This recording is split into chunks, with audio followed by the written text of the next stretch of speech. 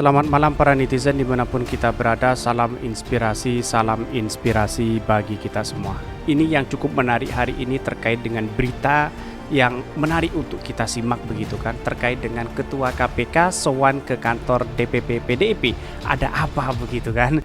Ini kan sudah terbaca hal-hal seperti ini begitu. Lembaga KPK yang independen hari ini masyarakat belum banyak yang tidak percaya begitu kan. Ini Ketua KPK Firly Bahuri sowan ke kantor DPP PDIP. Ngapain ya? Banyak sekali dan bahkan ada kritikan habis-habisan dari Twitter seperti ini. Ini dari publik ya, di Twitter sangat ramai sekali terkait dengan Firly Bahuri menyambangi atau ke kantor DPP PDIP. Ketua DPP KPK sowan ke kantor DPP PDIP. Ada apa? Ini banyak sekali yang men-tweet. Mau kasih list ini, mau bergainang amankan kader PDIP dengan dalih beliau yang bentuk KPK yang harus akan dilindungi. Ini banyak sekali yang men-tweet mereka begitu kan. Nih ada yang mau list nama katanya koruptor ini, ambil daftar lawan politik. Kalau ganti presiden jeblosin nih orang ke penjara, penjilat banget. Biasanya penjilat tahu kalau dia penjahat ini. Ada ngelapor tentang Harun Masiku nggak ya? Sepertinya mau daftar nih ini. Memang susah untuk menjegal Anies Baswedan dengan isu korupsi, orangnya bersih ini. Ngambil bulanan buat beli pulsa ini, banyak sekali yang men-tweet mereka begitu. Tapi ngapain ke situ begitu kan? Beginikah kalau pejabat dari institusi politik udah jadi kebiasaan? Sejak keluarnya Undang-Undang Nomor 19 Tahun 2019 tentang KPK, Pasal 3, KPK adalah lembaga negara dalam rumpun kekuasaan eksekutif. Sehingga KPK sudah tidak independen, akan ada pengaruh dan intervensi kekuasaan. Wow, ngapain Firly? Ini sudah nggak ada wibawanya kalau begitu. Mungkin mau jadi wakilnya ini.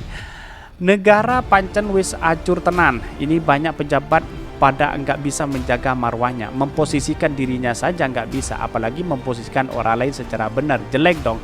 Banyak sekali Firly Bahuri sudah ke partai DPP gitu kan, menyambangi di situ. Kemarin Alexander Marwata juga mengatakan bahwa pemilu ini seharusnya ini kepala daerah ditunjuk oleh pusat, bukan dipilih rakyat lagi.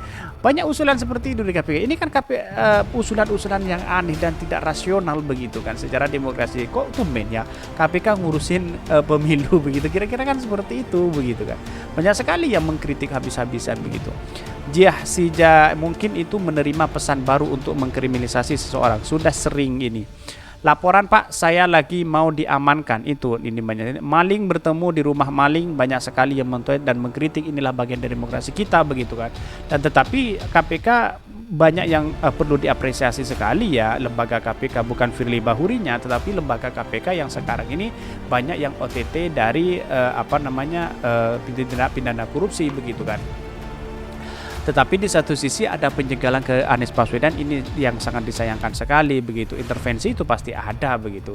Harus cerdas baca judul berita, apakah bermakna sama antara sowan dengan diundang jadi narasumber ini. Ketua KPK sekarang doyan mau main ke partai politik, beda bagi sama ketua KPK zamannya Pak SBY yang sangat menjaga kredibilitasnya dan integritasnya, tidak seperti sekarang kayak pelacur intelektual. Wow, kritikan keras dari netizen begitu kan. Bahayanya kalau penegak hukum dekat dengan parpol ini mungkin dikuasai risiko. Ini banyak sekali yang men-tweet mereka begitu kan.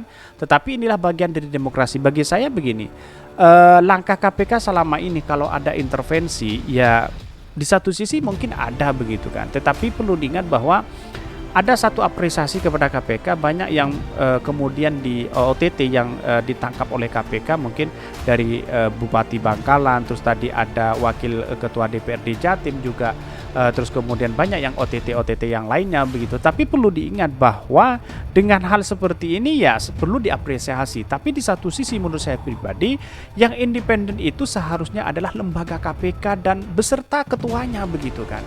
Kalau lembaga KPK sebenarnya itu independen sesuai dengan undang-undang, tapi orang-orangnya itu yang tidak bisa begitu kan.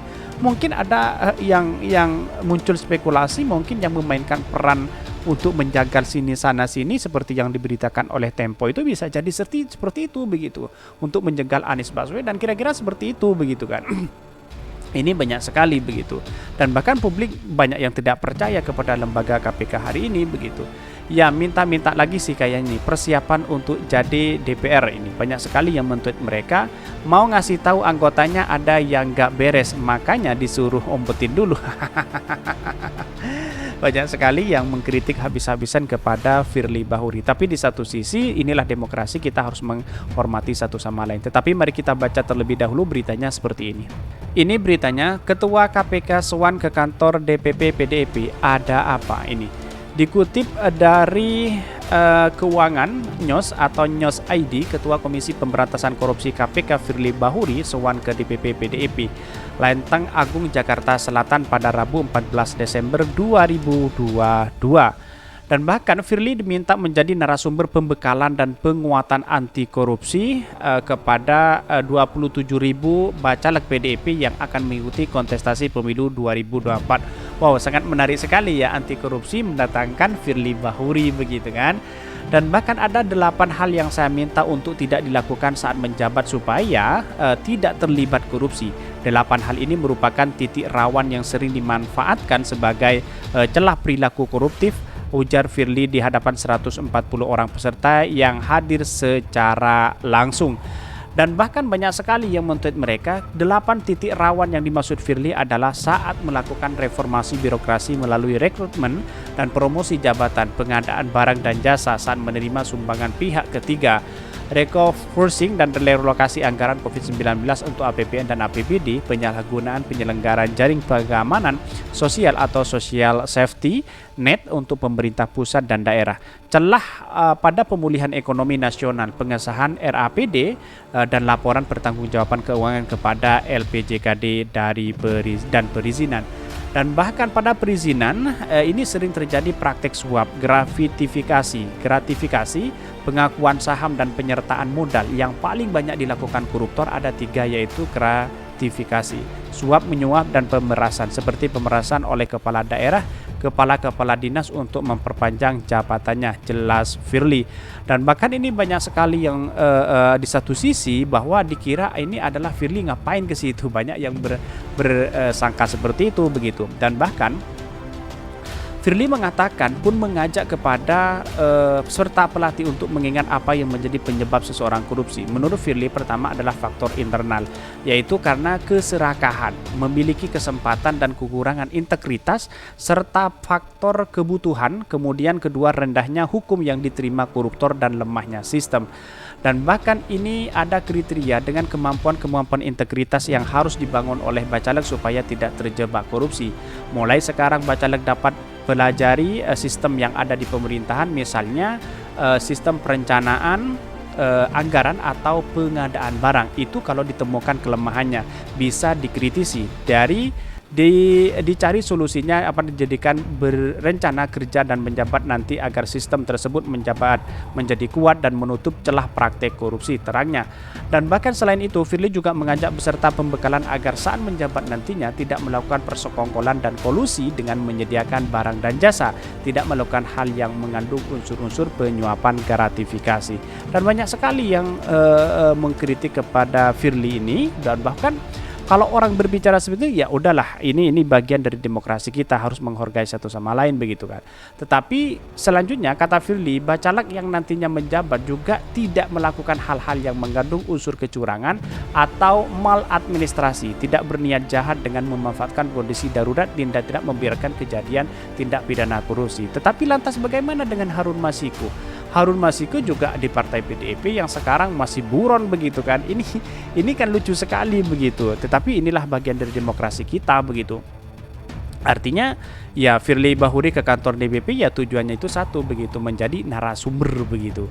Walaupun menjadi narasumber, akankah KPK hari ini masih ada sesuatu independen atau tidak? Bisa jadi seperti itu begitu kan. Ini nih yang harus kita lakukan bersama, bahwa pembenahan dari koruptor hari ini ada di mana-mana begitu kan. Dan bahkan tadi katanya di partai Golkar yang sudah kena OTT, wakil ketua DPRD Jatim kalau nggak salah dari partai Golkar ya. Dan bahkan 8 titik rawan yang dimaksud Firly adalah melakukan reformasi birokrasi. Ini yang sering terjadi di reformasi birokrasi ini, banyak yang melakukan hal seperti ini begitu. begitu, korupsi di mana-mana dan sebagainya. Ini menunjukkan bahwa tidak baik-baik saja dalam hukum yang ada di hari ini. Bahkan orang-orang yang ditangkap, orang-orang yang korupsi hanya dihukum 10 tahun, 5 tahun begitu. Belum ada yang mungkin seumur hidup di era 2022 ini, mungkin seperti itu begitu kan.